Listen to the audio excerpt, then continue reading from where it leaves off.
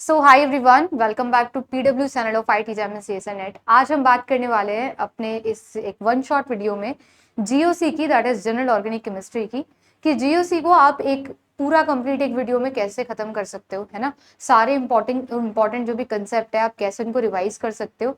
यहाँ पे आज इस क्लास में मैं कोशिश करूंगी कि मैक्सिमम एग्जाम्पल्स लेके आपको मैं कंसेप्ट का डेप्थ भी बता पाऊँ, बेसिक भी बता पाऊँ, और कुछ क्वेश्चन प्रैक्टिस भी आपको करवा पाऊँ। लाइक कुछ क्वेश्चन ऐसे लूँ जिनसे आपको समझ आए कि कंसेप्ट को यूज कैसे करना है। ठीक है, तो विदाउट वेस्टिंग टाइम चलिए स्टार्ट करते हैं जल्दी से।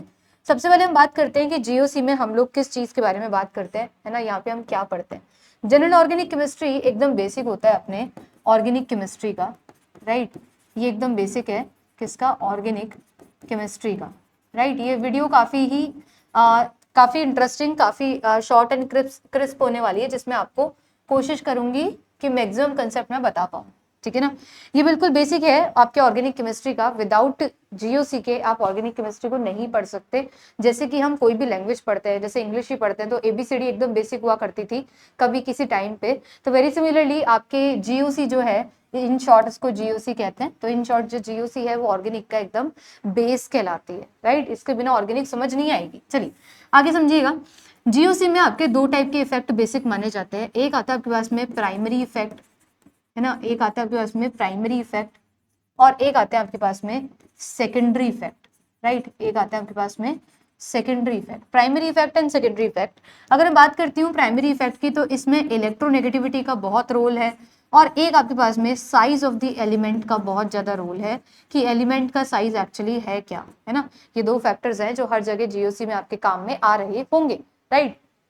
अगर आप लोगों ने मेरे से जीओसी पढ़ी होगी तो पता भी होगा कि मैं शुरुआत में हमेशा आपको ये चीज ऐसे ही बताती आई हूँ कि हमेशा ईएन और साइज ऑफ द एलिमेंट का बहुत ज्यादा रोल है। इनको कहाँ कहाँ कैसे यूज करना भी समझते हैं।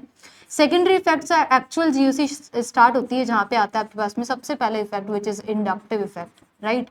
Inductive effect.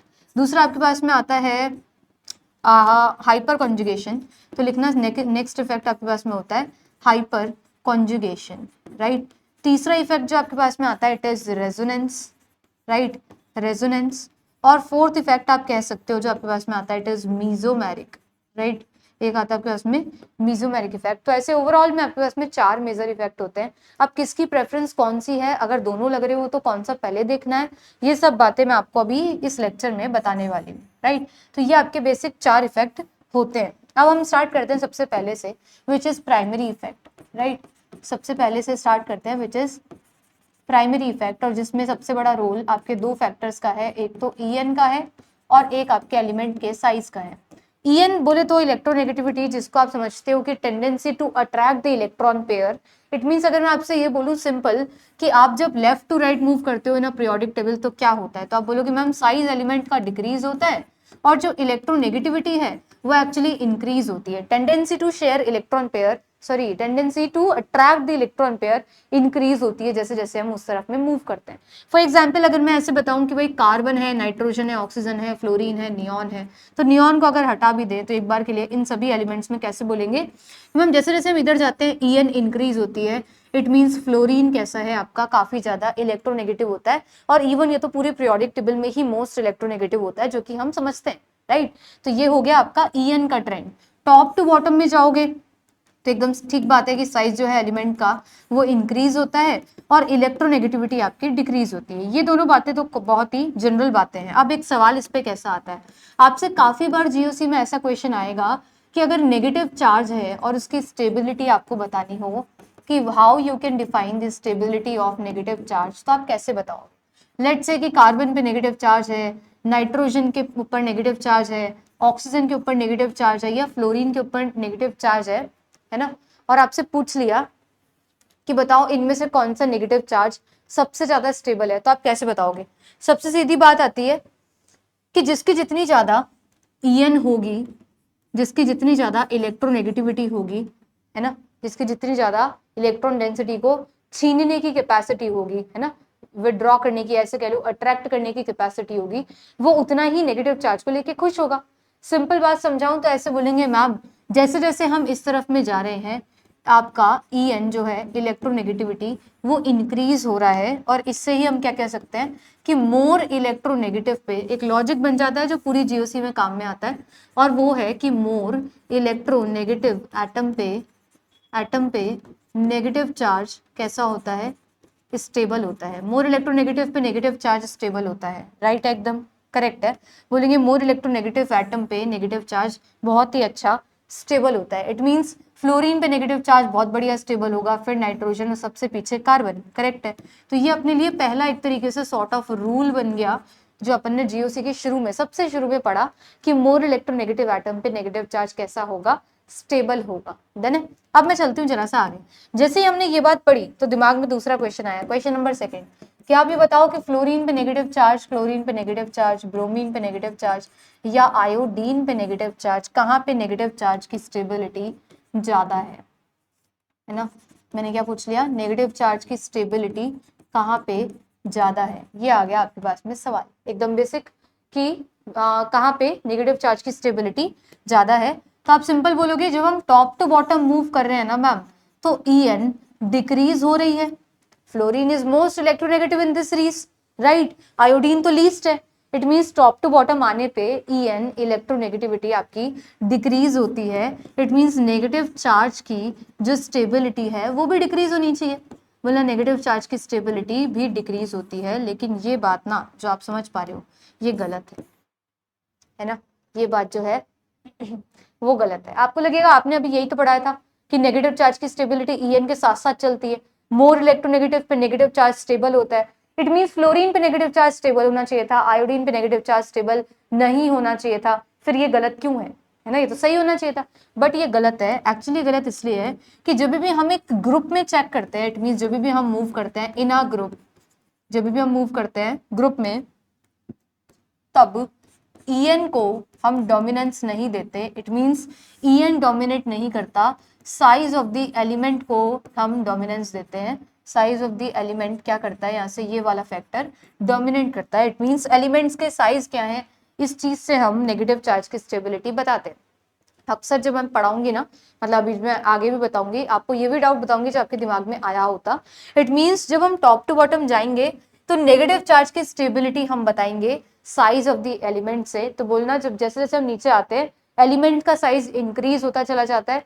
जो जितना बड़ा एलिमेंट है लाइक आयोडीन है, it is very similar to the example कि जैसे एक कोई भी बहुत बड़ा सारा एनिमल ले लो, कोई एलिफेंट ले लो, उसके ऊपर इतनी सी जो मक्खी बैठी होती है, इंसेक्ट बैठा होता है, वो दिखता भी नहीं है। इट मींस जो आपके पास में बहुत बड़े साइज का एलिमेंट है, नेगेटिव चार्ज उस पर इजीली डिस्पर्स हो सकता है, तो बोलेंगे स्टेबल हो सकता है। पूरी ऑर्गेनिक में हम चार्ज की स्टेबिलिटी बताते हैं कि चार्ज डिस्पर्स हो पाए। तो कहना जब नेगेटिव चार्ज को डिस्पर्जन मिल जाता है, फैलने की जगह मिल जाती है, तभी उसकी स्टेबिलिटी ज्यादा होती है। तो जैसे जैसे आप टॉप टू बॉटम पे मूव करोगे आपका ग्रुप का साइज इंक्रीज होगा। इसका मतलब अगर आपके पास में बिगर साइज एटम है तो नेगेटिव चार्ज डिस्पर्स हो पाएगा और उतना ही बढ़िया स्टेबल हो पाएगा। इसका मतलब है यहाँ पे मैंने किसको importance the, size of the element को इंपॉर्टेंस दी। इट मींस जब भी आपको नेगेटिव चार्ज की स्टेबिलिटी बतानी है, ये जरूर देख लेना कि इन अ पीरियड बतानी है या इन अ ग्रुप बतानी है, समझे। जब भी हमें नेगेटिव चार्ज की स्टेबिलिटी बतानी होगी तो हम दो बातों की इंपॉर्टेंस समझेंगे। जब भी आपको समझाना है कि भाई नेगेटिव चार्ज की स्टेबिलिटी, तो आप दो बातें जरूर चेक कर लीजिएगा। पहली बात तो ये कि ये स्टेबिलिटी आपसे इन अ पीरियड पूछी जा रही है या ये स्टेबिलिटी आपसे इन अ ग्रुप पूछी जा रही है। डन। अगर कोई भी एलिमेंट्स हैं पीरियड में तो वहां पे आपकी En डोमिनेंस करती है, मतलब En को हम ज्यादा इंपॉर्टेंस देते हैं, आंसर En से बताते हैं कि मोर इलेक्ट्रोनेगेटिव पे नेगेटिव चार्ज स्टेबल।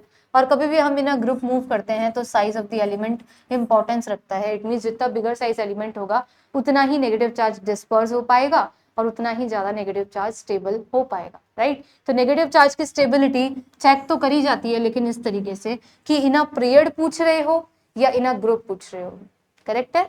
तो ये आपका पहला फैक्टर था जो था प्राइमरी इफेक्ट, और ये यहाँ पे होता है एकदम खलास, एकदम डन। अब हम चलते हैं थोड़ा सा आगे टुवर्ड्स सेकेंडरी इफेक्ट। जो अपने सेकंड पॉइंट है it is secondary effect. One by one करके मैं आपको सारे इफेक्ट समझाऊंगी, है ना, क्योंकि ये एक वन शॉट है, इसलिए आई विल ट्राई कि मैं आपको सारे इफेक्ट पहले एक साथ में सिखा दूं, फिर कुछ मिक्स्ड सवाल करवा दूं, ठीक है। तो चलिए लिखिएगा सेकेंडरी इफेक्ट, जिसमें पहला इफेक्ट आ रहा है आपके पास में नंबर 1, इंडक्टिव इफेक्ट, है ना, ये आ रहा है इंडक्टिव इफेक्ट, ठीक है।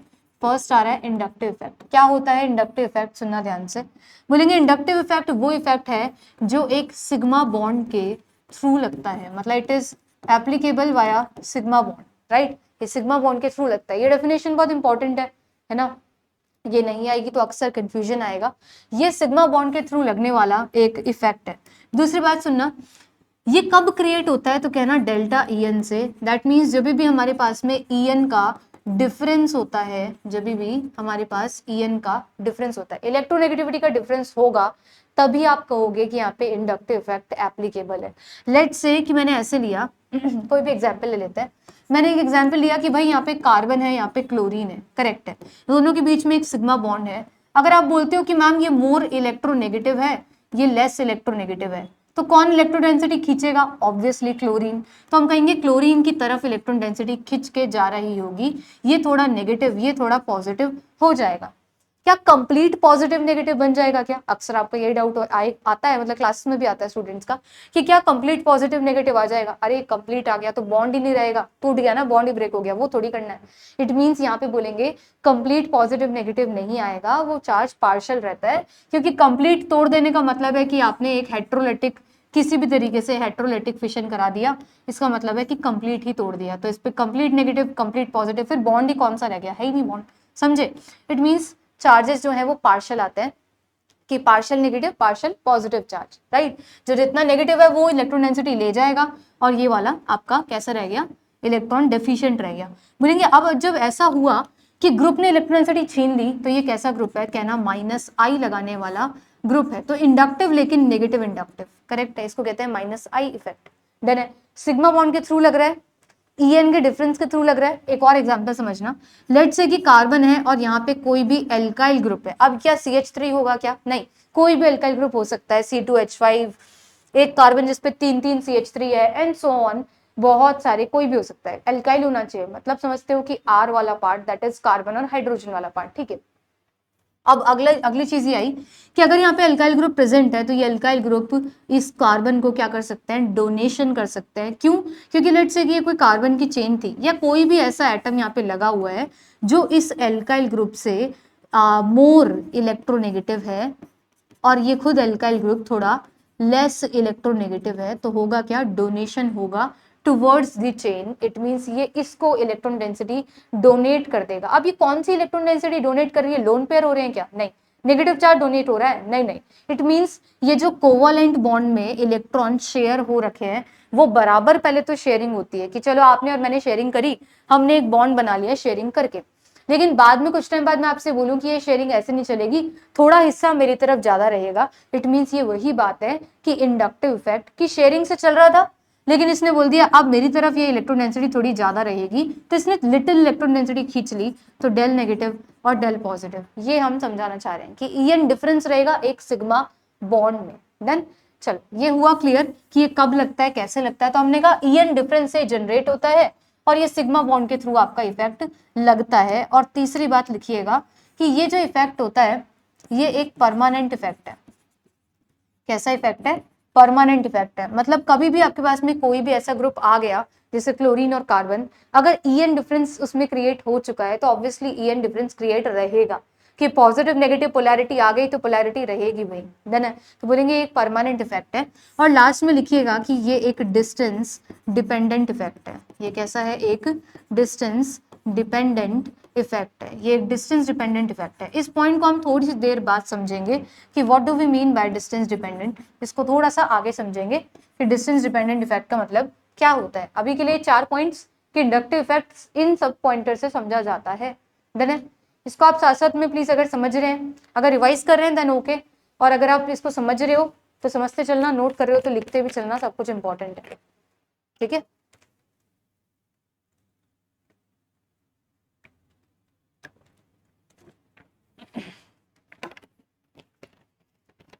चलते हैं आगे। तो ये था आपका distance dependent effect, that is inductive effect. अब मैं जरा सा आगे चलती हूँ, सुनना। चाहे आपका इंडक्टिव इफेक्ट हो, चाहे आपका कोई सा भी इफेक्ट हो, सब में हमें कुछ कॉमन पॉइंटर्स पे बात करनी है। जैसे हम लोग पढ़ाई करते हैं, पढ़ाई की एप्लीकेशन क्या है, पढ़ाई की एप्लीकेशन है कि मैम हमें अच्छी जॉब मिल जाएगी, या अभी के लिए हमारा एम है कि हमें अच्छा कॉलेज मिल जाएगा, आईआईटीज मिल जाएगी। इट मीन्स एप्लीकेशन ऑफ पढ़ाई अगर पूछा जाए तो you will tell me the following pointers कि भाई ऐसे ऐसे होगा, ठीक है, ये मिल जाए। ऐसे अगर आपसे कोई पूछे कि इंडक्टिव फैक्ट की क्या एप्लीकेशन है, इससे क्या होगा, तो कहना इससे हम समझा सकते हैं स्टेबिलिटी किसी केटायन की, तो कहना स्टेबिलिटी ऑफ कार्ब केटायन यहां से समझाई जा सकती है। दूसरी बात, स्टेबिलिटी ऑफ रेडिकल भी हम यहां से समझा सकते हैं। तीसरी बात कि यहां से हम किसी कार्ब एनायन की स्टेबिलिटी समझा सकते हैं। एक और इंपॉर्टेंट पॉइंट कि हम यहाँ से एसिडिटी भी समझा सकते हैं, एज वेल एज हम यहाँ से बेसिसिटी भी समझा सकते हैं। इंडक्टिव फैक्ट से सारे पॉइंटर समझाए जा सकते हैं, करेक्ट है। एक एक एग्जाम्पल लेके हम स्टार्ट करते हैं। देखो कैसे, अगर कोई केटायन आता है, लेट से एक रफ एग्जाम्पल ऐसा ले लूं कि यहाँ पे एक ये है, डन है, ये ए हो गया, और आपके पास में लेट से कि एक ये वाला कार्ब केटायन है। कोई आपसे पूछे कि कौन सा कार्ब केटायन ज्यादा स्टेबल है, कैसे समझाओगे? Stability of the following carbocation कैसे आप एक्सप्लेन करोगे? तो सामने देखना, हम ऐसे बोलेंगे कि मैम देखो इसमें ना ये वाला ग्रुप भी प्लस आई लगा रहा है, इलेक्ट्रॉन डेंसिटी डोनेट कर रहा है। अच्छा, प्लस आई और माइनस आई के बारे में शायद मैंने आपको ज्यादा नहीं बताया, तो प्लस आई एक बार के लिए समझना और माइनस आई, ठीक है। प्लस आई आपका जब लगता है जब कोई ना कोई इलेक्ट्रॉन डोनेटिंग ग्रुप होते हैं, माइनस आई जब लगता है जब कुछ ना कुछ छीना झपटी करने वाले group, that is electron withdrawing group present होते हैं। डन है। एक और बात सुनना, इलेक्ट्रॉन डोनेटिंग ग्रुप का मतलब है कि खुद की ईएन तो कम होगी ना भाई, तभी डोनेशन ज्यादा होगा। और यहां लिखना इलेक्ट्रॉन विड्रॉइंग ग्रुप का मतलब है कि मोर ईएन वाले ग्रुप, करेक्ट है ना। आगे एक और बात सुनना, जितने भी आपके एनायंस होंगे ना, जितने भी एनायंस होंगे वो सब के सब इलेक्ट्रॉन डेंसिटी डोनेट करेंगे, करेक्ट है।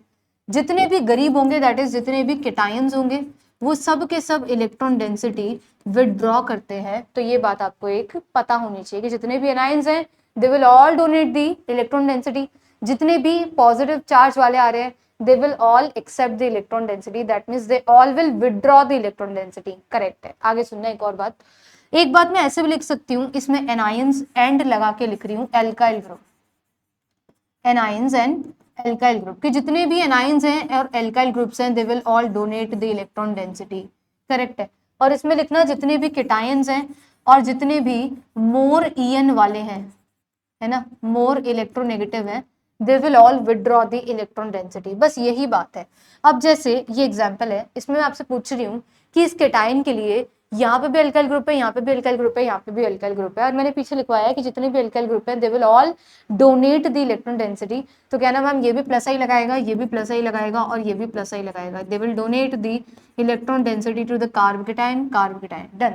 जबकि यहाँ पे डोनेशन के लिए सिर्फ दो ही ग्रुप प्रेजेंट है, ये वाला और ये वाला।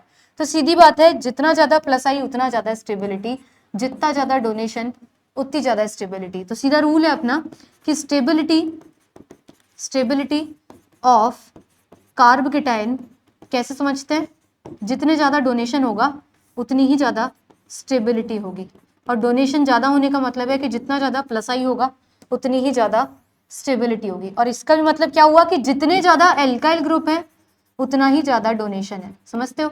जितना एल्काइल ग्रुप उतना ही ज्यादा डोनेशन, उतना ही ज्यादा प्लस आई, उतना ही ज्यादा stability of carb cation.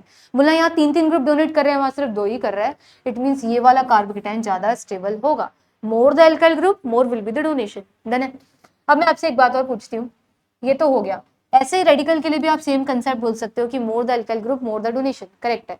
Anion का केस लेते हैं, अगर मैं आपसे बोलूँ एक एनायन ये है और यहाँ पे लेट से कि मैंने CF3 लगा रखा है, करेक्ट है, और एक ये एनायन है और मैंने एक CH3 लगा रखा है। अगर आपसे पूछूं कि बताओ कौन सा एनायन ज्यादा स्टेबल है, क्या बताओगे?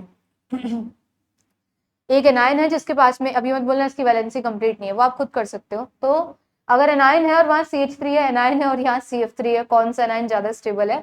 तो क्या ना मैम, इस एनायन के लिए ये वाला ग्रुप डोनेशन और कर रहा है, दैट इज प्लस आई लगा रहा है, जबकि ये वाला ग्रुप इसके पास में फ्लोरीन है, माइनस आई से इलेक्ट्रॉन डेंसिटी विदड्रॉ कर रहा है, तो ऑब्वियसली ये वाला ज्यादा अच्छा है। भाई एनायन ऑलरेडी रिच है, रिच को रिचनेस नहीं चाहिए।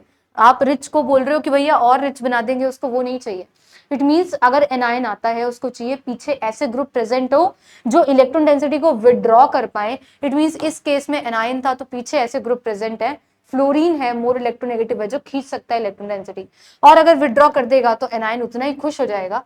तो कहना जितने ज्यादा अगर स्टेबिलिटी समझानी है कार्ब एनायन की, तो कहना कार्बन आयन की स्टेबिलिटी डायरेक्टली प्रोपोर्शनल है -I ग्रुप के। जितना ज्यादा इलेक्ट्रॉन विड्रॉइंग ग्रुप होंगे उतना ही ज्यादा एनायन मेरा खुश होगा। डन है भाई, ये मैंने आपको समझाया एनायन की स्टेबिलिटी, ठीक है, किससे समझाई? -I से। इसका मतलब तो ये निकला कि अगर मेरे को केटाइन की स्टेबिलिटी समझानी है तो केटाइन को तो डोनेशन चाहिए +I, रेडिकल डोनेशन चाहिए +I, एनायन इसको विड्रॉ चाहिए तो -I के डायरेक्टली। अब एक बार बात कर लेते हैं कि एसिडिटी और बेसिसिटी का क्या होगा। जल्दी जल्दी बात कर लेते हैं एसिडिटी और बेसिसिटी की। देखो एसिडिटी समझना, एसिडिटी में हम इस तरीके से समझते हैं कि लेट से कि हमारे पास में CH3 है और यहाँ ये एसिड प्रेजेंट है, इसको मैंने A बोल दिया, और लेट से कि यहाँ पे मेरे पास में CH3 है लेकिन यहाँ एक फ्लोरीन लगा दिया और यहाँ मैंने ऐसे बना दिया, इसको B बोल दिया, इसको मैंने A बोल दिया। डन है। आपसे पूछा बताओ कौन ज्यादा एसिडिक है, कैसे बताओगे कौन ज्यादा एसिडिक है? What do we mean by acidity? It means acidity का मतलब है जब H हट जाता है और नेगेटिव चार्ज की स्टेबिलिटी, H हट जाता है और नेगेटिव चार्ज की स्टेबिलिटी। अब दिमाग में एक सवाल आया, ये जो नेगेटिव चार्ज है ये तो इक्विवेलेंट रेजोनेंस से स्टेबल है, अरे तो ये यहाँ है तो यहाँ पे भी है, कॉमन बातें नहीं करते है ना, जो चीज कॉमन हो उसकी बात नहीं करते। इट मींस अगर आप ये सोच रहे हो कि नेगेटिव चार्ज की स्टेबिलिटी इक्विवेलेंट रेजोनेंस से समझा दूंगा तो यहाँ भी है वो तो वहां भी है, अब तो बोलेंगे अब ऐसे नहीं समझा सकते। इट मींस ये अगर आपका ग्रुप है तो ये वाला कार्बन है अल्फा, ये वाला अगर आपका कार्बोक्सिलिक ग्रुप है तो ये है आपका अल्फा, अल्फा पे लगा है फ्लोरीन, अल्फा पे कुछ नहीं लगा। बोलेंगे मैम इस एनायन की स्टेबिलिटी के लिए एक विड्रॉइंग ग्रुप प्रेजेंट है, दैट इज फ्लोरीन प्रेजेंट है, इलेक्ट्रॉन डेंसिटी -I से विड्रॉ करके इसको स्टेबल कर देगा। इट मींस अगर आपसे पूछें कौन सा एनायन स्टेबल है तो कहना वो वाला। इट मींस एसिडिटी समझानी हो, acidity is directly proportional to stability of anion. सही है, जितना एनायन स्टेबल उतनी ही ज्यादा अच्छी एसिडिटी। क्लियर है ना एकदम? इट मींस कौन सा एनायन स्टेबल है कहना, इसका मतलब जितना ज्यादा -I उतना ज्यादा एनायन स्टेबल तो उतनी ही ज्यादा एसिडिटी। इट मींस कौन सा एनायन स्टेबल है? B वाला। तो एसिडिटी कहाँ ज्यादा है? B में। करेक्ट है, एकदम कर लेंगे। अभी इसी सीक्वेंस में आपसे अगर ऐसे क्वेश्चन आ जाए, देखिएगा कि अगर यहाँ CH3 है, यहाँ फ्लोरीन है, यहाँ ये ग्रुप प्रेजेंट है, इफ इट इज A, अगर आपके पास में ये CH2 और यहाँ फ्लोरीन है, या ऐसे लगा लो, वैलेंसीज तो अपने आप कंप्लीट कर सकते हो कि नहीं, और यहाँ पे आप ले लो कि इस तरीके से प्रेजेंट है। डन है। और यहाँ पे आप ले लो कि इस तरीके से फ्लोरीन प्रेजेंट है ना, और ये हो गया, इसको B बोल देंगे, इसको C बोल देंगे, वैलेंसी वगैरह हाइड्रोजन अपने आप लगा लेना। तो अगर ये चीज आपके पास में प्रेजेंट हो, अब मैं आपसे पूछूं एसिडिटी का ऑर्डर क्या होगा, एसिडिटी का ऑर्डर क्या होगा, कैसे समझाओगे? मैम ये हटेगा नेगेटिव चार्ज की स्टेबिलिटी, मैम ये हटेगा नेगेटिव चार्ज की स्टेबिलिटी, मैम ये हटेगा नेगेटिव चार्ज की स्टेबिलिटी। अब बोलना मैम अगर कार्बोक्सिलिक ग्रुप है तो ये अल्फा है, अल्फा पे फ्लोरीन प्रेजेंट है। मैम अगर ये कार्बोक्सिलिक ग्रुप है, अल्फा पे कोई नहीं है, बीटा पे फ्लोरीन प्रेजेंट है, ठीक है। मैम अगर ये कार्बोक्सिलिक ग्रुप है, ये अल्फा, ये बीटा, ये गामा पे फ्लोरीन प्रेजेंट है। इट मींस विड्रॉइंग ग्रुप तो तीनों में प्रेजेंट है, लेकिन उसमें विड्रॉइंग ग्रुप बहुत ही दूर प्रेजेंट है। अब अगर -I लग रहा है, आप बताओ, -I ये यहां से लगा रहा है, ये वाला -I इतनी दूर से लगा रहा है, और ये वाला तो -I इतनी दूर से लगा रहा है। It means -I sigma bond से लगता है, जितने ज्यादा सिग्मा बॉन्ड बीच में प्रेजेंट होंगे उतनी ज्यादा दूरी है। ये वैसे ही है कि अगर आपको प्यास लग रही है ना, और आपको पानी पीना है, तो पानी आपको कोई गिलास लेके खड़ा है कि हाँ लो पानी पी लो, जस्ट यहाँ पे होना चाहिए या बहुत दूर। तो बोलेंगे अगर इस नेगेटिव चार्ज की स्टेबिलिटी हमको समझनी है तो बोलना नेगेटिव चार्ज की स्टेबिलिटी के लिए ये इलेक्ट्रॉन विड्रॉ कर रहा है तो ये थोड़ा नजदीक होना चाहिए ना इलेक्ट्रॉन डेंसिटी विड्रॉ करने के लिए, ये इतनी दूर है और ये तो बहुत ही दूर है। तो बोलना A वाला सबसे ज्यादा स्टेबल होगा। क्यों होगा? क्योंकि इंडक्टिव इफेक्ट डिस्टेंस डिपेंडेंट है। यहाँ पे था वो वाला पॉइंट कि इंडक्टिव जो इफेक्ट होता है, चाहे वो +I हो चाहे वो -I हो, एक्चुअली ये इफेक्ट डिस्टेंस से लगते हैं, डिस्टेंस से डिपेंडेंट है। करेक्ट है। अगर आप नेगेटिव चार्ज की स्टेबिलिटी समझ रहे हो तो कहना कि विड्रॉइंग इलेक्ट्रॉन विड्रॉइंग ग्रुप थोड़ा नजदीक होना चाहिए। इट मींस ये वाला ज्यादा आपका एनायन स्टेबल है। तो बोलना acidity is directly proportional to anion की stability, acidity is directly proportional to stability of anion. और कहाँ पे एनायन स्टेबल है तो कहना इसमें, ए में, फिर बी में और लास्ट में सी में। तो यही होगा आपका एसिडिटी का ऑर्डर।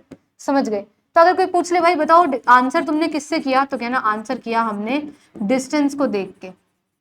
ठीक है, आंसर किया हमने डिस्टेंस देख के। अगला क्वेश्चन समझना, अगर आपसे कोई बोले कि यहाँ CH3 है, यहाँ फ्लोरीन प्रेजेंट है, इस तरीके से ये A है, और अगर यहाँ पे सपोज करो दो फ्लोरीन प्रेजेंट है और ये आपका ग्रुप प्रेजेंट है ऐसे। अगर आपसे पूछा जा रहा है कि एसिडिटी कहाँ ज्यादा होगी, कैसे बताओगे? बोलना ये हटेगा नेगेटिव चार्ज, ये हटेगा नेगेटिव चार्ज। इस नेगेटिव चार्ज के लिए दो फ्लोरीन प्रेजेंट है जो माइनस आई लगाएंगे। यहाँ पे इसके लिए एक ही ग्रुप प्रेजेंट है जो माइनस आई लगाएगा। ऑब्वियसली दो electron withdrawing group, more acidic. तो कहना मोर एसिडिक ये वाला है। इट मींस आपने आंसर किससे किया, तो कहना आंसर हमने किया नंबर ऑफ ग्रुप से, कि कितने ज्यादा ग्रुप अटैच्ड है। करेक्ट है। आगे चलते हैं। अगला पॉइंट सुनना, अगर तीसरा एग्जाम्पल मैं आपसे ऐसे ले लूं कि बताओ अगर CH3 प्रेजेंट है, यहाँ फ्लोरीन है, यहाँ आपके पास में ये प्रेजेंट है ऐसे, या फिर आपके पास में CH3 प्रेजेंट है, यहाँ क्लोरीन है और ये प्रेजेंट है ऐसे। If it is A, if it is B। अगर मैं आपसे पूछ लूं बताओ कहाँ पे एसिडिटी ज्यादा है, आप बोलोगे ये हटेगा नेगेटिव चार्ज, ये हटेगा नेगेटिव चार्ज। लेकिन इस नेगेटिव चार्ज के लिए ये फ्लोरीन यहाँ से माइनस आई लगा रहा है, इसके लिए ये क्लोरीन यहाँ से माइनस आई लगा रहा है। करेक्ट है ना। डिस्टेंस देखोगे तो दोनों अल्फा पे लगे हैं, नंबर देखोगे तो दोनों एक ग्रुप लगे हैं। अगर आप ग्रुप देखोगे तो बोलना ये फ्लोरीन वो क्लोरीन लगा है। इट मींस मैम फ्लोरीन का माइनस आई ज्यादा होता है क्लोरीन से। फ्लोरीन क्योंकि मोर इलेक्ट्रोनेगेटिव ग्रुप है, मोर इलेक्ट्रोनेगेटिव ग्रुप है, ज्यादा माइनस आई लगाएगा तो ज्यादा स्टेबल करेगा। तो कहना ये ज्यादा एसिडिक है। इट मींस ये जो आप सीक्वेंस देख रहे हो ना कि हमने इस बार आंसर किया माइनस आई की पावर से, किससे आंसर किया? माइनस आई की पावर से। इट मींस कभी भी हम इंडक्टिव यूज करते हैं तो हम DNP रूल को यूज करते हैं। किसको यूज करते हैं? DNP rule. दैट इज सबसे पहले आप डिस्टेंस चेक करते हो सेम है कि नहीं, जो ज्यादा नजदीक है। अगर एनायन की आप बात कर रहे हो नेगेटिव चार्ज की, तो कहना नेगेटिव चार्ज के लिए ग्रुप जितना नजदीक है उतना ज्यादा माइनस आई लगाएगा, उतना ज्यादा स्टेबिलिटी प्रोवाइड करेगा। इट मींस नंबर 1 पे आता है डिस्टेंस। सेकंड हम देखते हैं आपके पास में नंबर ऑफ ग्रुप अटैच्ड, कितने ग्रुप हैं, और लास्ट में हम देखते हैं पावर। और ये एकदम सीक्वेंस में चलता है कि पहले आपको डिस्टेंस देखना होता है, बाद में नंबर देखना होता है और लास्ट में पावर देखना होता है। कहीं भी डिस्टेंस सेम तो नंबर पे जाना, कहीं नंबर सेम तो फिर पावर पे जाना। डन है। ये सबका सब मैं आपको पढ़ा चुकी हूँ, लेकिन जो स्टूडेंट्स रिवाइज कर रहे हैं उनके लिए काइंड ऑफ रिवीजन चल रहा है कि क्या क्या करना है और क्या गलतियां नहीं करनी। डन है।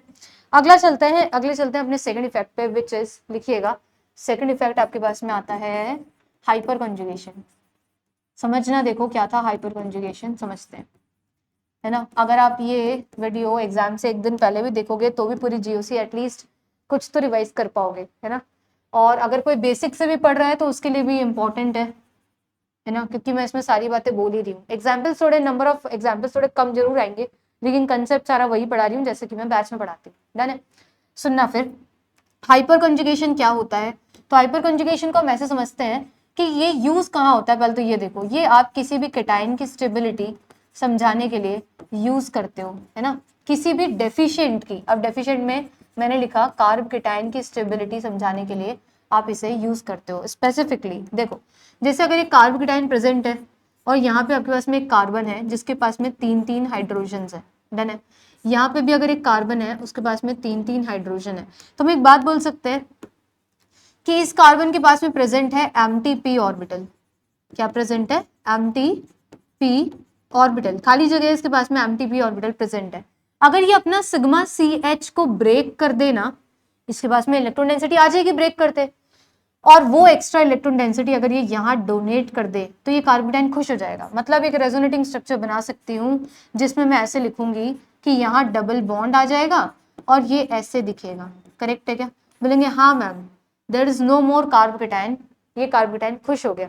इट मींस हाइपर कॉन्जुगेशन में हम समझते हैं कि जब भी हम कार्बोकेटाइन की स्टेबिलिटी समझाते हैं तो लिखते हैं कि सिग्मा CH को हम ब्रेक करते हैं, सिग्मा कार्बन हाइड्रोजन बॉन्ड को हम ब्रेक करते हैं, और इलेक्ट्रॉन डेंसिटी जाती है एमटीपी में। किस में जाती है? एमटीपी ऑर्बिटल में। करेक्ट है, क्योंकि यहाँ पे मुझे सारे के सारे इफेक्ट रिवाइज करवाने हैं, इसलिए मैं बहुत एग्जाम्पल्स लेके तो नहीं करवा सकती। और दूसरी बात कि एकदम मोटी मोटी जो बातें हैं, इंपॉर्टेंट बातें हैं, है ना, वो सारी बातें यहाँ कंक्लूड कर रही हूँ। तो हम बोलेंगे हाइपर कंजुगेशन में सिग्मा CH से इलेक्ट्रॉन डेंसिटी जाती है एमटीपी ऑर्बिटल में। करेक्ट है क्या? सिग्मा CH से इलेक्ट्रॉन डेंसिटी जाती है एमटीपी में। आप यहाँ से केटाइन की स्टेबिलिटी समझा सकते हो कि मैम अगर एक कार्ब केटाइन है, पीछे होना चाहिए एक sp3 कार्बन एटम। कौन होना चाहिए यहाँ पे? ये होना चाहिए। इट मीन्स ये क्या है? तो बोलना एक sp3 कार्बन एटम होना चाहिए। कुछ लोगों को तो यही डाउट रहता है, sp3 कार्बन एटम, वो कार्बन एटम जिसका हाइब्रिडाइजेशन sp3 है, उस पे 3 हाइड्रोजन लगे हैं, क्या ये अच्छा सुनो, sp3 कार्बन एटम नहीं, अल्फा कार्बन, सॉरी।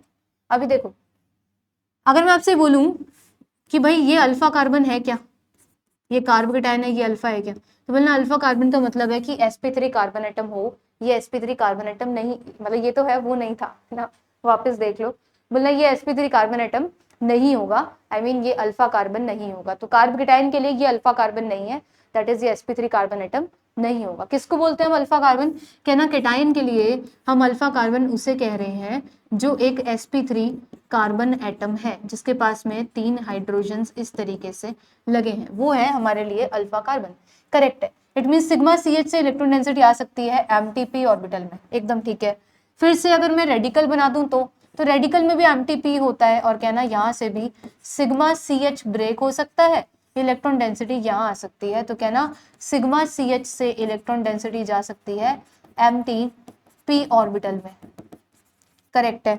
एक और बात हो सकती है कि आपके पास में अगर डबल बॉन्ड बना हुआ है, तो बोलना यहाँ अगर आपके पास में पाई बना हुआ है तो पाई स्टार ऑर्बिटल खाली है, तो बोलना यहाँ से सिग्मा CH से इलेक्ट्रॉन डेंसिटी जा सकती है एमटी पाई स्टार में।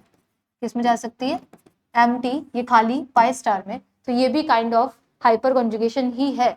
और सबके सब हाइपर कॉन्जुगेशन में, क्योंकि हम स्टेबिलिटी बता रहे हैं केटाइन की, रेडिकल की, उधर बताते हैं एल्कीन की, इट मीन्स ये सबके सब कहलाते हैं प्लस H इफेक्ट। ये क्या कहलाते हैं? सबके सब प्लस H इफेक्ट। क्या होता है प्लस H इफेक्ट?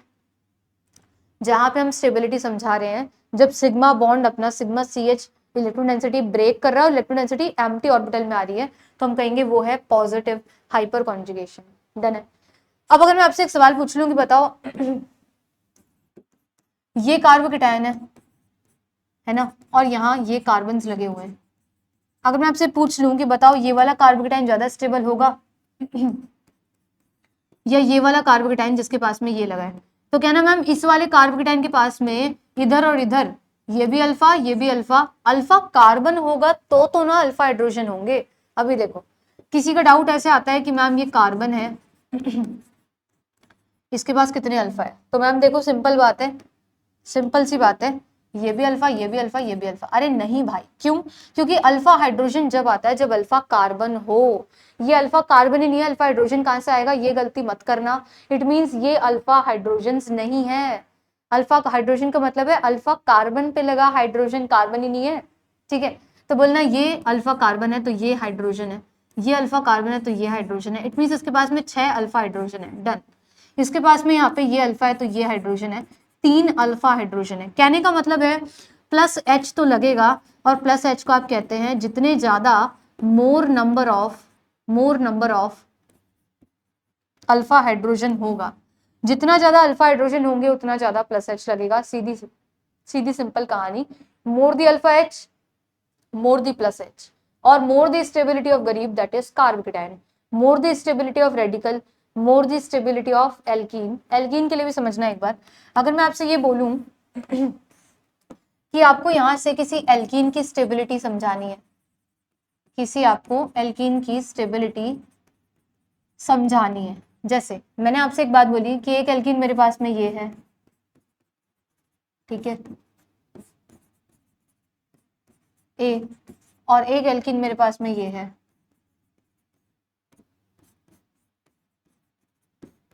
ठीक है, एक एल्कीन ये है। कौन सी एल्कीन ज्यादा स्टेबल है?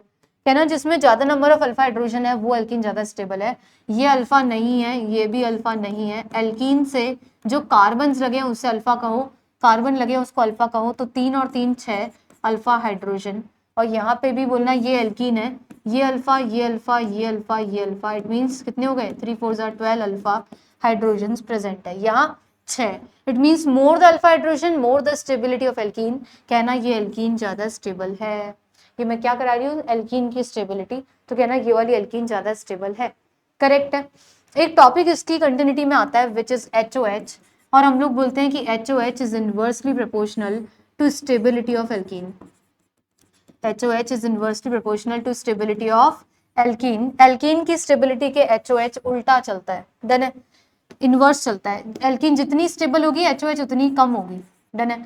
लेकिन HOH के क्वेश्चन जब भी आप करते हो ना, तो एक बात बिल्कुल ना भूलें, और वो ये बात है कि ये सीक्वेंस में रहता है कि पहले HOH को बोला जाता है डायरेक्टली प्रोपोर्शनल है नंबर ऑफ पाई बॉन्ड्स के। जितना ज्यादा पाई बॉन्ड्स होंगे, what is HOH, heat of hydrogenation, उतनी ही ज्यादा एनर्जी रिलीज होगी हाइड्रोजन को गेन करने के बाद। तो बोलना HOH is directly proportional to number of pi bond. और दूसरा बोलना कि HOH heat of hydrogenation inversely proportional to stability of alkene. Please इसको फॉलो करिएगा इन सीक्वेंस। सीक्वेंस बोले तो कि पहले ये लगता है बाद में ये लगता है, डन है। कहीं नंबर ऑफ पाई बॉन्ड्स बराबर हो जाए तब इस पे आना। क्लियर है चीज। इसके बाद में तीसरी चीज हम लोग समझते हैं रेजोनेंस को, कि रेजोनेंस क्या होता है, कब लगता है ना। समझते हैं एक बार, तीसरी बात समझना रेजोनेंस, थर्ड समझना रेजोनेंस। रेजोनेंस क्या होता है, रेजोनेंस का मतलब है कहीं पे भी घूम के आना। इट मीन जैसे double single double single double single ये आपको दे रखा है, तो इसका डायरेक्शन कहीं भी हो सकता है कि ये जो p ऑर्बिटल्स में इलेक्ट्रॉन डेंसिटी घूम रही है ना, ये कैसे घूमे। तो हमने कहा अगर p ऑर्बिटल्स प्रेजेंट है तो हो सकता है ये ऐसे, ये ऐसे, ये ऐसे चल जाए, या उल्टा डायरेक्शन भी कर सकते हो कि भाई ये इधर आ जाए, ये इधर, या ये इधर आ जाए। इट मीन्स जब तक कि कोई ग्रुप ऐसा नहीं लगा जो डायरेक्शन डिसाइड करे, आप किधर भी जा सकते हो। ये पाई बॉन्ड्स उधर भी जा सकते हैं, वो वाले इधर भी आ सकते हैं, कैसे भी चल सकता है, डन है। आगे सुनना। लेकिन व्हाट इफ मैं आपको बोल दूं कि एक लोन पेयर लगा है और आगे डबल बॉन्ड है, अब आप ऐसे नहीं आ सकते। इट मींस अब डायरेक्शन डिसाइड हो गया कि फ्री इलेक्ट्रॉन डेंसिटी इधर जाएगी ऐसे करके, डन है ना। और एक बनेगा इसका, जो बनता है उसको कहते हैं रेजोनेटिंग स्ट्रक्चर। तो बोलेंगे अब जो बनेगा वो है RS, that is resonating structure. कैसे बनेगा कि ऑक्सीजन ने ऐसे इस तरीके से लोन पेयर्स ट्रांसफर कर दिए, यहाँ आ गया पॉजिटिव चार्ज, ये डबल बॉन्ड आ गया आगे, करेक्ट है। तो बोलेंगे ये दोनों आपस में कैसे हैं, बोलना रेजोनेटिंग स्ट्रक्चर्स है। ये दोनों आपस में कैसे हैं, RS है, रेजोनेटिंग स्ट्रक्चर है। एक और बात कि ऐसा हो सकता है कि मैम कि अगर एनायन प्रेजेंट हो और आगे डबल बॉन्ड हो, बिल्कुल हो सकता है कि एनायन आगे चल जाए, ये और आगे चल जाए, क्या बनेगा, बोलना जो बनेगा उसको कहा जाता है RS, that is resonating structure. ये दोनों क्या है, एक दूसरे के RS है, दैट इज रेजोनेटिंग स्ट्रक्चर्स हैं, करेक्ट है। मैम ऐसा हो सकता है क्या, ऐसा वैसा, देखना कैसे होगा। बोलेंगे अगर कार्बन पे नेगेटिव चार्ज है और आगे पॉजिटिव चार्ज हो, तो बोला तो भी आगे जा सकता है और ये RS की कैटेगरी में शामिल हो जाएगा, डन है भाई। अब एक सवाल है आपसे कि अगर सपोज करो मैंने एक RS ऐसे बना के दिया आपको, ठीक है, एक मैंने ये बनाया और इसका RS बनाने जा रही हूँ। जब जैसे मैंने इसका RS बनाया मुझे दिखा, अरे ये तो यहाँ आएगा, ये इधर आएगा। इट मीन्स इसका RS मैंने ऐसे बना दिया, कैसे, इसका RS मैंने ऐसे बना दिया, ठीक है, यहाँ लिख दिया CH2। एक ये है और एक RS मेरे दिमाग में ऐसे आया कि एक RS ऐसे बना देते हैं कि carbon double bond fluorine chlorine और ये नेगेटिव चार्ज ऐसे बना देते हैं, है ना। या ऐसे भी नहीं, रुको ये तो सेम से दिखेंगे फिर। इसको अपन ले लेते हैं कि यहाँ नेगेटिव चार्ज और यहाँ क्लोरीन, अभी ठीक है। अगर मैंने आपसे बोला कि ये भी RS ही है क्या, वो फर्स्ट है, ये सेकंड है, और आपसे सवाल है कि क्या ये भी इसी का RS है क्या, समझे।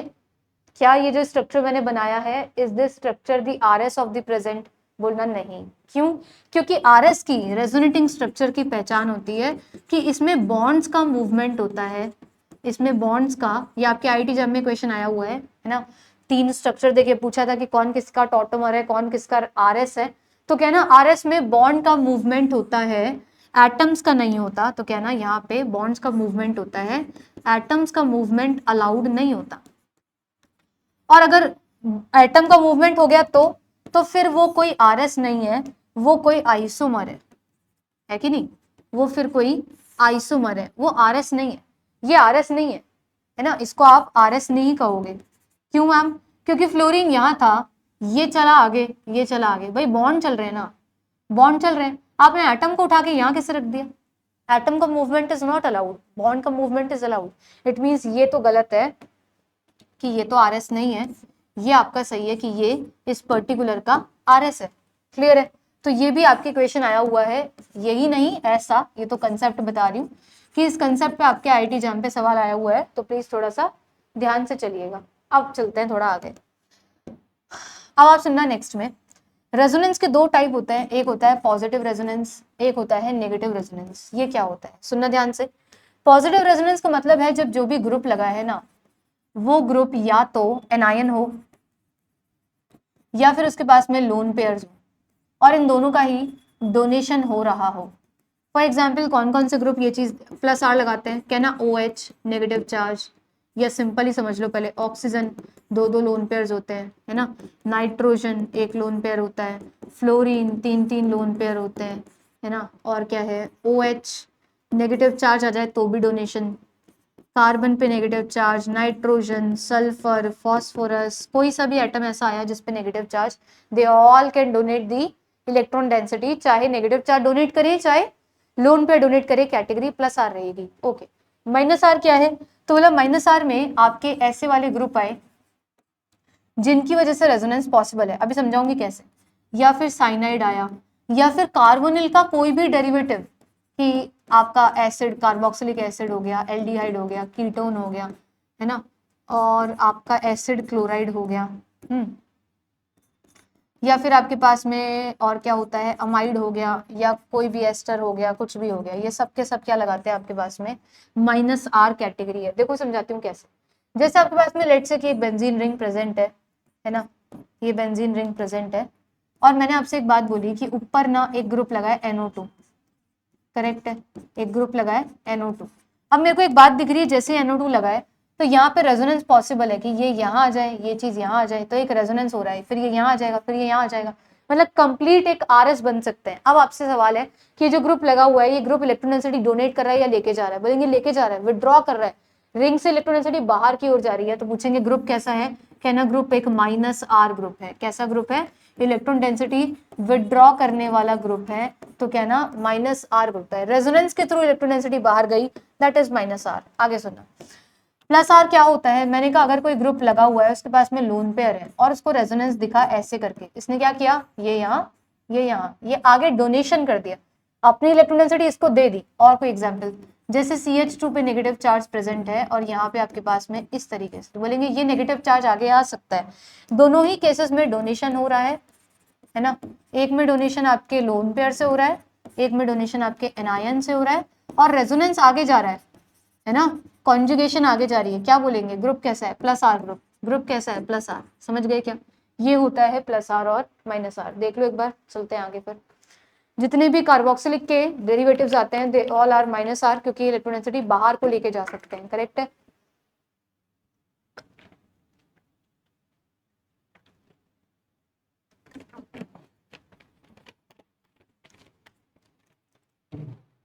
चलते हैं आगे। अब समझते हैं हम लोग एक बार मीजोमेरिक क्या होता है। सुनना, मीजोमेरिक इफेक्ट, मीजोमेरिक इफेक्ट क्या होता है समझते हैं। मीजोमेरिक एक्चुअली रेजोनेंस का ही पार्ट है, कुछ लोग इसको ऐसे भी पढ़ाते हैं कि +R+M, है ना। समझना, देखो to be very specific, mesomeric क्या है। मीजोमेरिक से आप दो चीजें समझा सकते हो, या तो किसी केटाइन की स्टेबिलिटी, है ना, किसी केटाइन की स्टेबिलिटी, या आप समझा सकते हो किसी एनायन की स्टेबिलिटी, किसी एनायन की स्टेबिलिटी। सुनना देखो कैसे, जैसे मैंने बोला कि एक केटायन है और जस्ट में ऑक्सीजन लगा है, ऑक्सीजन के पास में लोन पेयर प्रेजेंट है, इसके पास में MTP प्रेजेंट है, क्यों ना ये अपने लोन पेयर MTP में ट्रांसफर कर दे। मैम ये तो रेजोनेंस ही तो है, मैम ये तो +R ही तो है। +R में कॉन्जुगेशन चल रही थी लंबी, यहाँ पे है डायरेक्ट डोनेशन, कि जो ग्रुप लगा है उसके पास में लोन पेयर प्रेजेंट है और उसने डायरेक्ट डोनेशन कर दिया MTP में, जस्ट ही एडजेसेंट पे लगा। एडजेसेंट समझते हो, कि ये कार्बोकेटायन है, तो जस्ट इसके पीछे नजदीक पे ही एक एटम लगा है और उसने डोनेशन कर दिया, क्या ना, इसको कहेंगे इसने एमटीपी में अपनी इलेक्ट्रॉन डेंसिटी डायरेक्ट डोनेट कर दी, इसे कहा जाता है कि ये ग्रुप क्या लगा रहा है, क्या ना, प्लस एम। करेक्ट है, पॉजिटिव मीजोमेरिक। नेगेटिव मीजोमेरिक का मतलब कि जैसे नेगेटिव चार्ज है और यहाँ पे कोई सल्फर, एल्यूमिनियम, क्लोरीन, फॉस्फोरस, कोई भी इनमें से एटम प्रेजेंट है, सिलिकॉन भी हो सकता है, मतलब ये सारे वो लोग हैं जिनके पास में एम्प्टी डी ऑर्बिटल है। क्या है? एम्प्टी डी खाली है। तो बोलेंगे अब क्या होगा, ये नेगेटिव चार्ज इधर आ सकता है, डिस्पर्स हो सकता है। एल्यूमिनियम के पास भी है, क्लोरीन, फॉस्फोरस, सल्फर, सब सिलिकॉन, सिलिकॉन सबके पास में एम्प्टी पी है, बोले एम्प्टी डी है, सॉरी, बोलना इन सबके पास में एम्प्टी डी है, नेगेटिव चार्ज डिस्पर्स हो सकता है एम्प्टी डी में, तो वहां से हम नेगेटिव चार्ज की स्टेबिलिटी समझा सकते हैं। कहेंगे ये सारे ग्रुप क्या लगा रहे हैं, कहना माइनस एम। समझे? ये सारे ग्रुप क्या लगा रहे हैं, माइनस एम। अब इसका यूसेज क्या है? इसका यूसेज ये है कि आपको सवाल ऐसे मिलता है जो कि मिक्स्ड आता है। आपके पास में एक मिक्स्ड सवाल आता है कि भाई कैटायन की स्टेबिलिटी समझा दो, है ना, कैटायन की स्टेबिलिटी समझा दो। देखो आपके पास आया CH2 पे पॉजिटिव चार्ज और यहाँ पे आया CH3, ठीक है। एक आया आपके पास में कि CH2 पे पॉजिटिव चार्ज और यहाँ पे आया OCH3, है ना। फिर एक आया आपके पास में यहाँ पे CH3 और यहाँ पे आया CH2 पे पॉजिटिव चार्ज, और एक हमें दिखता है कि CH2 पे पॉजिटिव चार्ज और यहाँ पे आया क्लोरीन, ठीक है। अब एक बार सामने देखना, आपसे पूछा कि बताओ भाई कहाँ पे कैटायन की स्टेबिलिटी बढ़िया है, तो आपको एक बात पता होनी चाहिए, डोनेशन जो होता है, डोनेशन, डोनेशन कैसे कैसे हो सकता है, तो कहना डोनेशन प्लस आई से भी हो सकता है, प्लस एच से भी डोनेशन होता है, प्लस आर से भी डोनेशन होता है, प्लस एम से भी डोनेशन होता है। लेकिन इनका ऑर्डर ऐसा रहता है कि जो डोनेशन प्लस एम से होगा वो बहुत बढ़िया होगा, पीछे जाएगा रेजोनेंस, उससे पीछे हाइपर, सबसे पीछे इंडक्टिव। इट मीन्स ये प्रेफरेंस ऑर्डर रहता है कि हम मीजोमेरिक को सबसे ज्यादा प्रेफरेंस देते हैं, फिर रेजोनेंस को, फिर हाइपर को, और सबसे लास्ट में हम प्रेफरेंस देते हैं इंडक्टिव को। ये इनकी प्रेफरेंस या प्रायोरिटी ऑर्डर है। करेक्ट है। अब आ जाओ इधर, देखो ये डोनेशन है CH3 एल्काइल ग्रुप जब भी पैरा पे लगेगा, सुन लेना, अब एल्काइल ग्रुप आपको पता भी होगा, अगर लगता है ऑर्थो पे या लगता है पैरा पे तो ये लगा पाता है प्लस एच। एल्काइल ग्रुप के लिए लिखवा रही हूँ स्पेशली कि एल्काइल ग्रुप जब ऑर्थो या पैरा पे लगता है तो वो प्लस एच एप्लीकेबल होता है। प्लस आई भी तो होता है ना, अरे हाँ होता है, लेकिन प्लस एच पहले ना, प्रायोरिटी भी तो कोई चीज होती है, बोलेंगे प्लस एच पहले बाद में प्लस आई। करेक्ट है। अभी देखो बोलना ये लगा रहा है जी प्लस एच, ओके, ये क्या है, तो बोलना यहाँ से लग रहा है OCH3 के लोन पेयर डोनेट हो रहे हैं, that is plus R, okay है। ये किस पे लगा, मेटा पे, और मेटा पे आके एक बात लिख लेना, मेटा पे ओनली इंडक्टिव लगता है, मेटा पे ओनली और ओनली इंडक्टिव एप्लीकेबल होता है, तो कहना मेटा पे लगा रहा है प्लस आई। अब क्लोरीन वाला डाउट सुनो, क्लोरीन आया आपके पैरा पे और आपको लग रहा है कि ऑर्थो और पैरा पे तो रेजोनेंस लगता है, ऑर्थो और पैरा पे तो प्लस आर लगता है, करेक्ट है ना, तो ये लोन पे डोनेट करेगा, लेकिन इसका हम समझेंगे माइनस आई। मतलब ऐसा क्यों? इट मीन्स आपको मैंने क्लासेस में भी पढ़ाया है, और अगर कोई न्यू स्टूडेंट है तो उनके लिए, अगर ग्रुप आपका क्लोरीन है, ये ऐसे लगा हुआ है, करेक्ट है, मतलब क्लोरीन हैलोजन, हैलोजन वैसे तो ऑर्थो पैरा डायरेक्टिंग होते हैं, ये बात सही है कि they are ortho para directing. ये कोई भी ग्रुप को किसको भेजेंगे, गरीब को, दैट इज इलेक्ट्रोफाइल को, तो कहना किसी भी इलेक्ट्रोफाइल को ऑर्थो या पैरा पे ये लोग भेज देंगे कि भाई वहां चल जा, क्योंकि हम इलेक्ट्रॉन डेंसिटी डोनेट कर रहे हैं ना। अगर क्लोरीन, ध्यान दो स्क्रीन पे, अगर ये क्लोरीन है, ये लोन पेयर डोनेट कर रहा है, तो इलेक्ट्रॉन डेंसिटी कहाँ बढ़ेगी, कहना ये जब ऐसे रेजोनेंस चलेगा तो यहाँ पे नेगेटिव चार्ज, यहाँ पे नेगेटिव चार्ज, या यहाँ पे नेगेटिव चार्ज आएगा। इट मीन्स आने वाले गरीब के लिए, इलेक्ट्रोफाइल के लिए जो रिच प्लेसेस होंगी वो ऑर्थो होगा और पैरा होगा।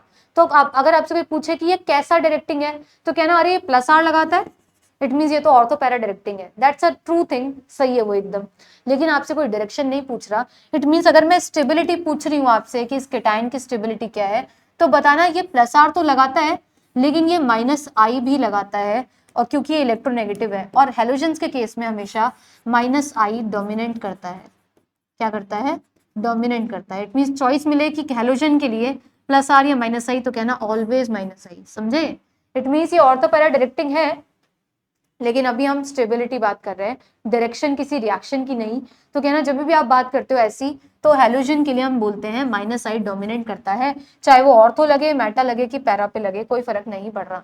इट मीन्स इस पर्टिकुलर क्वेश्चन में माइनस आई डोमिनेट कर रहा है। अब आप स्टेबिलिटी चेक कर लो, तो कहना प्लस आर से स्टेबिलिटी बहुत अच्छी, तो सेकेंड वाला आगे, इसके बाद में प्लस एच से स्टेबिलिटी अच्छी, तो ये फर्स्ट वाला पीछे, फिर ये प्लस आई से, तो ये थर्ड वाला, और ये फोर्थ वाला सबसे पीछे। करेक्ट है। तो स्टेबिलिटी ऑर्डर कुछ ऐसा आना चाहिए। डन है, आगे चले। इसके बाद में अगला सवाल देखना, अगर आपसे पूछे कि भाई बताओ केटाइन की स्टेबिलिटी, जैसे CH2 पे पॉजिटिव चार्ज है और यहाँ OMe है, या OMe ना लेके आप कुछ और ले लेते हैं, लेट से कि यहाँ पे मैंने CH3 ये ग्रुप ले लिया, तो एक हाइड्रोजन भी बचा होगा ना, ऐसे लिख लेते हैं CH3, इसको A बोल देते हैं। मैंने बोला यहाँ पे CH2 पॉजिटिव चार्ज है और लेट से कि यहाँ पे है CH3, बस दो ही होंगे, ये जो हो गया आपका B। और एक मैंने तीसरा बनाया कि लेट से यहाँ पे एक कार्बन है जिसके पास में तीन एल्काइल ग्रुप अटैच्ड है और यहाँ आता है CH2 पॉजिटिव चार्ज। आपसे पूछा है केटाइन की स्टेबिलिटी, क्या बताओगे? केटाइन की स्टेबिलिटी, कौन सा केटाइन स्टेबल है ज्यादा?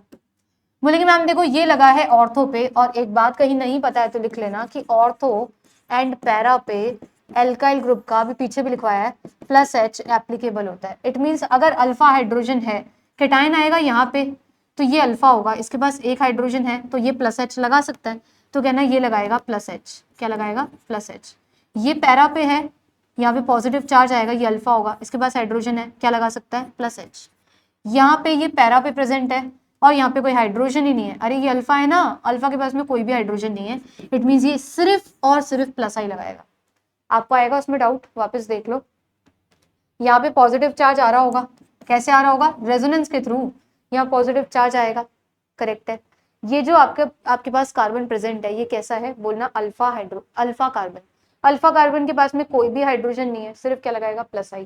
तो अगर आपसे पूछूं कहाँ पे ज्यादा स्टेबिलिटी है, तो कहना प्लस एच आगे, वो पीछे।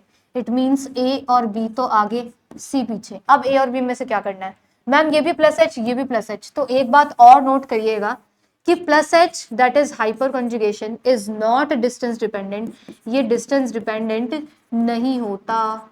प्लस एच डिस्टेंस डिपेंडेंट नहीं होता, लिख के काट देना भाई, प्लस एच डिस्टेंस डिपेंडेंट नहीं होता। इसका मतलब क्या निकला कि प्लस एच यहाँ से लगे फर्क नहीं पड़ रहा, प्लस एच तो कॉमन हो गया। अब देखो कि इसके बाद में लगा सकता है प्लस आई, इसके बाद में लगा सकता है plus I, but yes plus I is distance dependent. It means एक प्लस आई यहाँ ऑर्थो से लग रहा है, एक प्लस आई पैरा से लग रहा है, कौन सा बेस्ट है? ऑर्थो वाला, क्योंकि पास से प्लस आई लग रहा है, तो बोलना ये ज्यादा अच्छा है, तो स्टेबिलिटी आनी चाहिए ए ज्यादा बी पीछे। समझ आया? ऐसे करके हमको कुछ इनका ऑर्डर देना होता है कि आप समझते हो कि इंडक्टिव सबसे पीछे आता है, आपका हाइपर आगे आता है, रेजो आगे आता है, और मीजो और भी आगे आता है। एक और एग्जांपल ले लेते हैं। अगर मैं आपसे एक एग्जांपल बोलूं कि बताओ ये वाला कार्बोकेटाइन स्टेबल है ना, दिस इज ए, या फिर आपका ये वाला कार्बोकेटाइन स्टेबल है, दिस इज बी, तो बोलना मैम इसमें हद से हद ये अल्फा प्लस एच है ना, लेकिन ये वाला जो कार्बोकेटाइन है ये तो एरोमेटिक कार्बोकेटाइन है। इट मीन्स ये तो 2 पाई इलेक्ट्रॉन सिस्टम है, तो कहना ये ज्यादा स्टेबल होगा। इट मीन्स जो अपन ने लिस्ट बनाई थी स्टेबिलिटी की, उसमें आप ये भी लिख लेना कि जो एरोमेटिसिटी होती है वो सबसे आगे आती है, तो कहना स्टेबिलिटी ऑफ कार्बोकेटाइन में आप लिखना स्टेबिलिटी ऑफ कार्बोकेटाइन, फिर कहना प्लस एच बढ़िया, plus R plus H plus I, सबसे आगे आएगा एरोमेटिसिटी। समझ गए? डन है। अच्छा, बेसिसिटी की बात भी कर लेते हैं थोड़ी सी। अगर बेसिसिटी आप समझना चाहते हो तो बेसिसिटी को ऐसे समझना कि बेसिसिटी का मतलब है लोन पेयर डोनेशन, या बेसिसिटी को आप एक और वर्ड से समझते हो, वो है प्रोटोनेशन। करेक्ट है, प्रोटोनेशन या लोन पेयर डोनेशन। देखो कैसे, जैसे मैंने आपसे बोला कि एक नाइट्रोजन है, इसके पास में एक्स्ट्रा लोन पेयर है, अगर एक इस पास में गरीब H+ आएगा तो क्या ये लोन पेयर डोनेट कर देगा? बोलेंगे हाँ कर देगा। कर देगा तो या ऐसे बोल दूं कि इस हाइड्रोजन को एक्सेप्ट कर लेगा? बोलेंगे हाँ कर लेगा, ऐसे कर लेगा। इट मीन्स इस चीज को मैं दो तरीके से बता सकती हूँ। या तो मैं ऐसे बोलूं कि इसने हाइड्रोजन को एक्सेप्ट कर लिया, दैट इज प्रोटोनेशन, या फिर ऐसे बोलूं कि इसने लोन पेयर डोनेट कर दिया, that is lone pair donation. और ये कॉमनली क्या कहलाता है? बेसिसिटी। क्या कहलाती है ये चीज? बेसिसिटी। डन है। अब आप बताओ बेसिसिटी कब ज्यादा होगी? क्या ना, लोन पेयर डोनेशन जब ज्यादा होगा जब हमारी EN कम होगी। अगर हम खुद ही छीना झपटी मचाना चाहते हैं तो हम लोन पेयर डोनेट कैसे कर सकते हैं? इट मीन्स किसी भी डोनेशन के लिए, not only lone pair donation, किसी भी डोनेशन के लिए आपकी खुद की EN लेस होनी चाहिए। तो क्या ना, EN लेस होगी तभी डोनेशन ज्यादा होगा। डन है। इट मीन्स इसमें हाइब्रिडाइजेशन का भी रोल है, %S %P का भी रोल है। तो ऐसे कहना %S जो होता है वो डायरेक्टली प्रोपोर्शनल होता है एसिडिटी के, और जो %P होता है it is directly proportional to basicity. Correct है? ओके। अभी जैसे अगर मैं आपसे ये बोलूं कि एक sp3 है, एक sp है, sp2 और एक sp है, नाइट्रोजन की बात हो रही है, तो क्या ना, या कोई भी ऐसा एटम जिसके पास में लोन पेयर है वो डोनेशन कर सकता है, तो उनके हाइब्रिडाइजेशन की बात हो रही है। क्या ना, ये वाला लेस EN वाला है, ये वाला थोड़ा और कम, और ये वाला सबसे ज्यादा EN वाला है, मोर EN वाला है। EN आपको कंपेयर करना आता होगा कि %S इसमें देखी जाती है, कितनी आती है? 25%। इसमें %S आती है 33%, इसमें आती है 50%। इट मीन्स जैसे जैसे हम इस तरफ में जाते हैं %S बढ़ती है, इसका मतलब EN बढ़ता है, इसका मतलब -I बढ़ता है, इसका मतलब एसिडिटी बढ़ती है। बोला हाँ। और जैसे ही एसिडिटी बढ़ती है तो बेसिसिटी तो डिक्रीज है, तो कहना बेसिसिटी घटती है। बेसिसिटी और एसिडिटी उल्टे चलते हैं, तो बोलना ये उल्टे चलते हैं। करेक्ट है? एक तो ये बात। एक और बात आपको मेंशन कर देती हूँ कि एसिडिटी के लिए ये वाली चीजें भी ध्यान रखना कि H+ के डायरेक्टली प्रोपोर्शनल होती है, ठीक है, Ka के डायरेक्टली प्रोपोर्शनल होती है, इनवर्सली Pk के होती है, और इनवर्सली PH के होती है। करेक्ट है? इसे ना भूलें, ये बहुत बार पूछा जाता है अलग अलग तरीके से। कभी आपसे Pk का ऑर्डर पूछेगा तो एसिडिटी का निकालो, उल्टा कर दो, Pk आ जाएगा।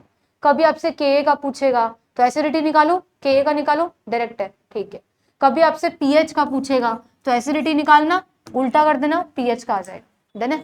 इस वीडियो में, आज के इस लेक्चर में मैंने आपसे मतलब मैंने कोशिश करी है कि मैं सारे के सारे effect, that is inductive, hyper, reso, meso और कहीं कंसेप्ट एरो का थोड़ा सा, है ना, कोशिश करी गई है कि सारे के सारे इफेक्ट मैं आपको एक जगह कंपाइल करके समझा सकूं, है ना। क्वेश्चन प्रैक्टिस तो आप ही को करनी पड़ेगी भाई, वो आप थोड़ा करना। बाकी मैंने एग्जाम्पल्स लेके ट्राई किया है कि सारे इफेक्ट को मैं यहाँ पे समराइज कर सकूं, ताकि कोई भी स्टूडेंट जो नया है वो भी देख के इसको समझ सकता है आराम से, और कोई स्टूडेंट अगर रिवाइज कर रहा है या कहीं डाउट रह गया तो वो भी इस लेक्चर को देख के सारी बातें रिकॉल कर सकता है। ठीक है ना? तो ये लेक्चर आई होप आपके लिए फ्रूटफुल रहा हो, जहां आपको सारी चीजें समझ में आई हो। प्लीज अच्छे समझना, कहीं दिक्कत आती है तो पीछे करके या वीडियो को कैसे भी एडजस्ट करके सुन लेना। ठीक है ना? सारे इफेक्ट मैंने इसमें समझाए हैं अच्छे से एकदम। ठीक है, फिर मिलते हैं किसी और लेक्चर में। Till then keep watching. Thank you so much.